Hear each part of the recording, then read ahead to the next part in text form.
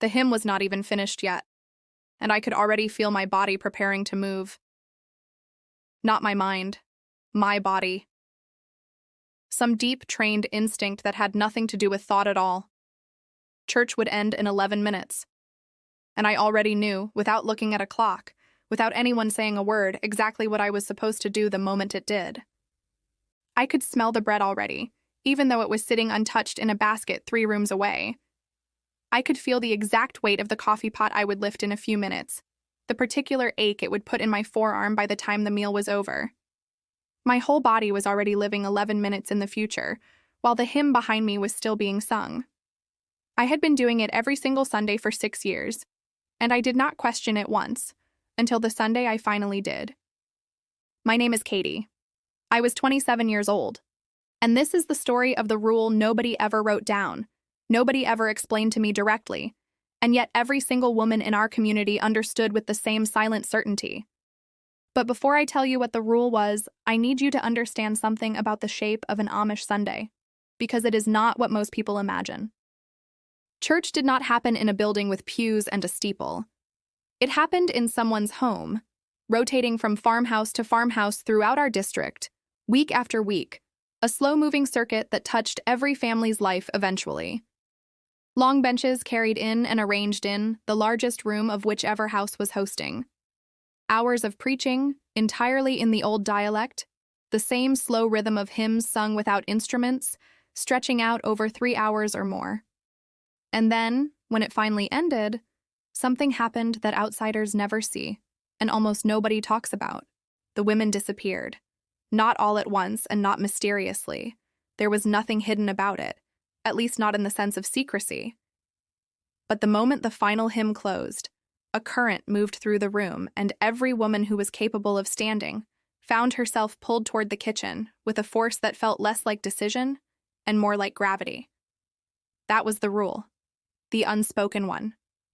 The moment church ends, the meal begins.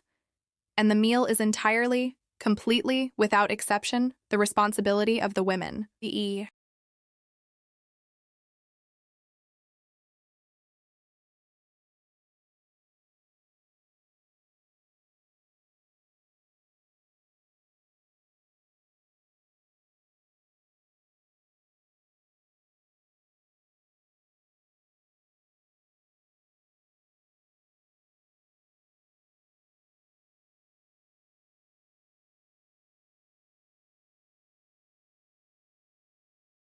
And the men sat. I do not say this with bitterness, though I understand how it sounds.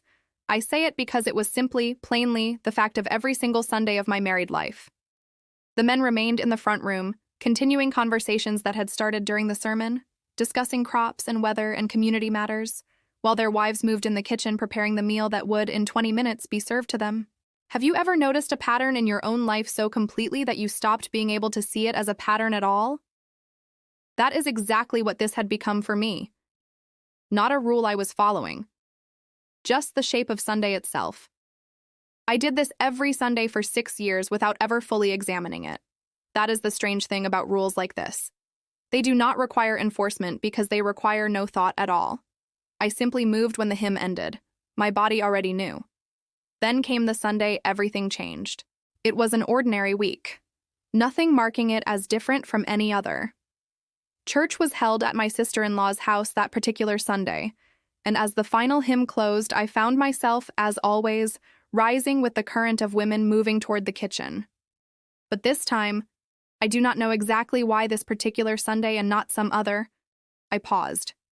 Just for a second. Just long enough to actually notice what I was doing. I looked at my hands, already reaching for an apron that was not mine, in a kitchen that was not mine, preparing to do work that no one had asked me to do, and yet that I had never once considered not doing. And I thought, why do I know exactly how to do this? Why does my body know this rhythm so completely that I have never once had to think about it? I want you to sit with that question, because it stayed with me long after that Sunday ended. It is one thing to follow a rule you have decided to follow. It is another thing entirely to discover that a rule has become so deeply embedded in you that following it no longer feels like choice at all. It feels like nature, like breathing.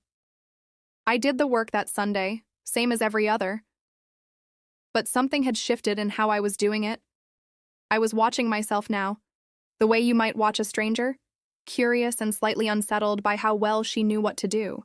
In the weeks that followed, I started noticing things I had never noticed before. I noticed that the youngest girls in our community, some as young as 8 or 9, were already being folded into this same rhythm, handed small tasks in the kitchen, learning the choreography before they were old enough to understand what they were learning. I noticed that no man in our district had ever, in my 6 years of marriage, offered to help carry the heavy pots or arrange the tables. Not because they were unkind, because the thought genuinely did not occur to them.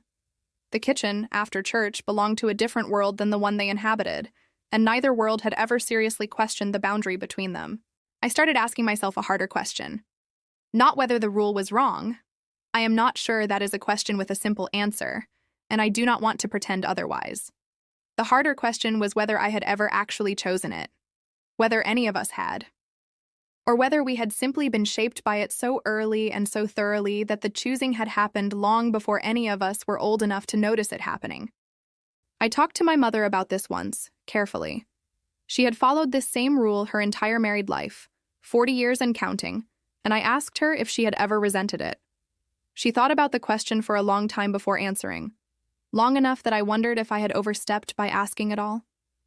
She said that resentment was not quite the right word.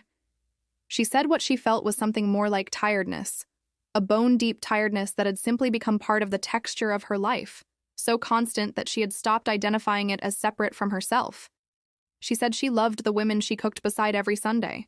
She said the kitchen, chaotic and hot and endless as it was, had also been the place where she had built her deepest friendships, where the real conversations of her life had happened, hands busy with dough, while heart spoke honestly in ways that never quite happened anywhere else. I have thought about that conversation many times since, because it complicated something I wanted to keep simple.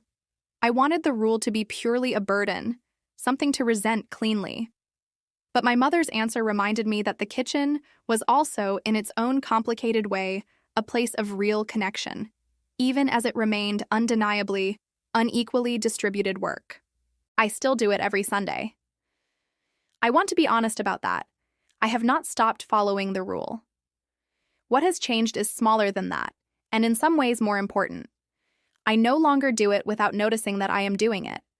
I no longer let my body make the choice before my mind has a chance to weigh in. Some Sundays I choose the kitchen freely, genuinely, for the friendships and the rhythm and the particular warmth of women working together. Other Sundays I feel the old resentment my mother named, the bone-deep tiredness, and I let myself feel it honestly instead of pretending it is not there. That distinction between an unexamined rule and a rule you have actually looked at and chosen, even imperfectly, has changed everything for me, even though from the outside, nothing about my Sundays looks any different at all. I want to ask you something tonight. Is there a rhythm in your own life?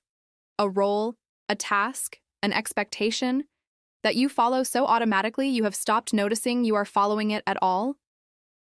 Something your body does before your mind has a chance to ask whether it actually wants to? I am not telling you to stop. I did not stop either. I am asking you to notice. Because I believe noticing is the beginning of something important. Not necessarily rebellion, not necessarily change, but something quieter and more honest. The difference between a life that happens to you and a life you are actually, consciously, awake inside of. That is what one ordinary Sunday taught me. I hope, in some small way, it does the same for you.